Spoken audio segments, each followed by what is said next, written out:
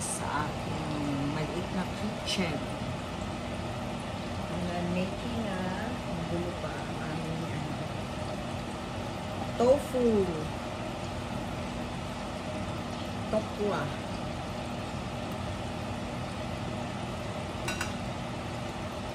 Medyo ayos-ayos na din konti. Ipakita ko po sa inyo.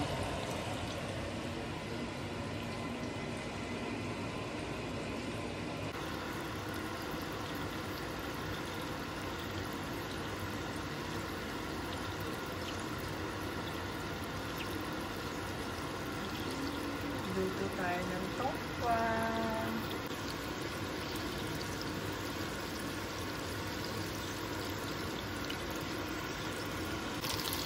Ayan po ang tokwa. Just perfect. Ayan. Namiss ko lang po kasi yung tokwa. Ayan. Nandito na po kami sa bago naming apartment. At we're still organizing everything kasi hindi namin alam kung saan namin ipaglalagay ang aming gamit. After that, talong naman ay bumagsak. Ito naman ang ating lutuin.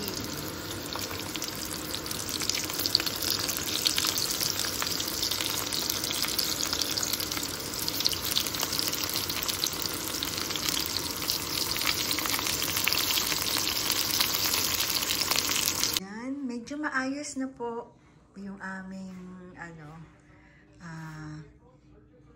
apartment. Tapos, ayan yung mga plants. Yan, dito sa gilid kasi nandito yung aming terrace. Tsaka maliwanag, at least mayroon silang lights. Yan, ano po ngayon? Makulimlim. The whole day, uulan hanggang mamayang gabi till I think 3 AM. Kaya yan. Yan. Diba? Yung iba aanayin ko pa yan kasi ulo. Yan ang aming family picture. Yan. Ayan si ka-farmer. Batang-bata pa dyan. Yan. Yan. Ito. Ang lapit. Lapit na dito.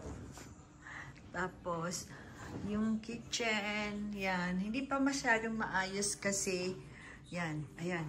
Yan. Tignan mo ang kalat pa. Naayos pa din.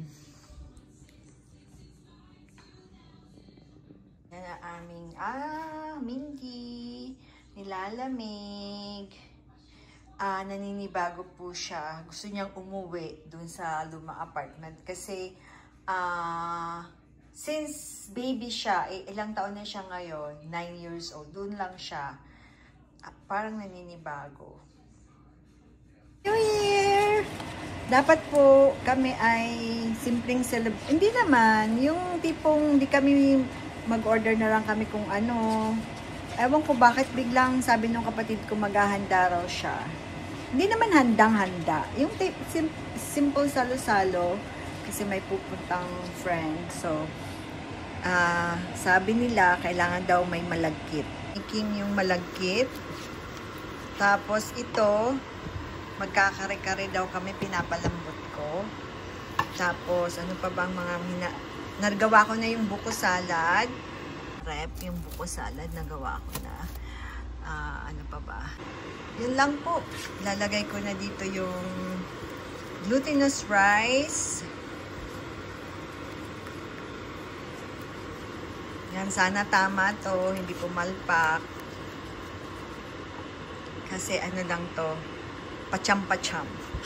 Pachamba. Lagay na po natin. Hindi ko na pinakita at ang hirap ng walang cameraman. Ito ay ating iin-inin hanggang sa subside yung gata. Tapos gagawa tayo ng toppings. Kaya pwede rin i-bake. Yan. Hanapin ko pala yung yan. Ito ang mahirap kasi ganyan ka lang ng ganyan, di ba? Kasi pag hindi matututong pang pabuenas daw eh. Malagkit, para parating malagkit ang pag-ibig. Yan.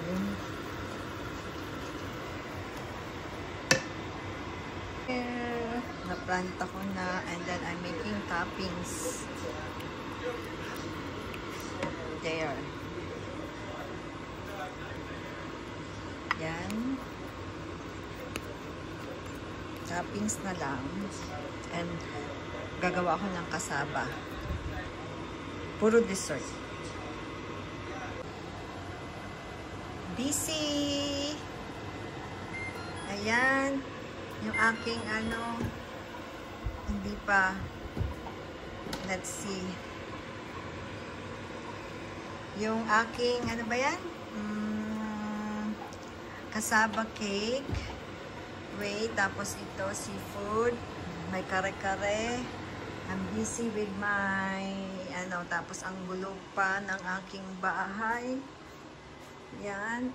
Ito nilalagay namin sa labas, sa terrace. Kasi malamig. Wala, kinuha ng anak ko yung mga beer. Okay, magulo. Yung mesa, magulo pa. Hindi pa nakakaayos ng buong bahay. And, ito na, ang hirap pong magluto sa napakaliit na kusina. This is the leche plan. Kasaba, okay na. Ito, inaano ko lang sa kare-kare. Para, ready na. Ilalagay ko lang yung sauce. Yan. Sa seafood boil, yan. Tapos, this is the kare-kare. Lalagay ko na lang yung sauce. And this is the malagkit, sinukmani. At, meron pa pala ako. Di pa tapos, lumpia, Shanghai. Yan na lang. Tapos, may baked tahong pa pala. Pero, iakyat ko na yun sa taas. Para sila na lang ang gumawa. Fruit salad. Tsaka ito na yung seafood boil na sinasabi. Gumawa ko ng kasaba. And the sinukmani. Ito yung kare-kare. And then, leche plan. Tapos yung lumpia, doon ko na pinapagawa sa taas. Sila na lang magpiprito. Sauce for the kare-kare. Yan. Naano ko lang yung peanut butter. Happy New Year!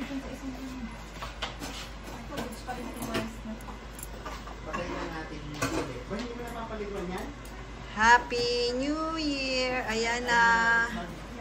Ayan na. Purple and blue. Saan nanggaling yung sinukmani nyo?